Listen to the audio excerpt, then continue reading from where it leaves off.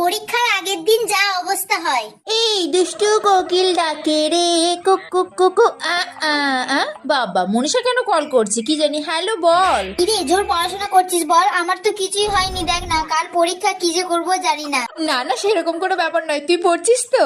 হ্যাঁ রে পড়ছি তো, কিন্তু কিছুই মাথায় ঢুকছে না। কাল কিন্তু একটু আমাকে দেখাস। হ্যাঁ হ্যাঁ হ্যাঁ সব দেখাবো, একদম চিন্তা করিস না, তোকে খাতা খুলে সব দেখাবো। এই সেরেছে কাল পরীক্ষার, আমার তো মাথাতেই নেই। এরপর আমি কি করবো? আমার বইটা কোথায় গেল? এই তো আমাকে এখন ভালো করে পড়াটা করতে হবে। হাই কপাল, এই তো আর কিছুই মুখস্থ হচ্ছে না, কি করবো আমি? আমার তো এতদিন মাথাতেই ছিল না যে পরীক্ষা বলে। ভাগ্যিস আমাকে ফোনটা করলো। কুল কুল কুল কুল, ভালো করে পড়াশোনা করতে হবে। কি পড়বো আমি? কিছুই তো মাথায় ঢুকছি না। কাল আমি কি লিখবো? আমার মাথা খারাপ হয়ে যাচ্ছে।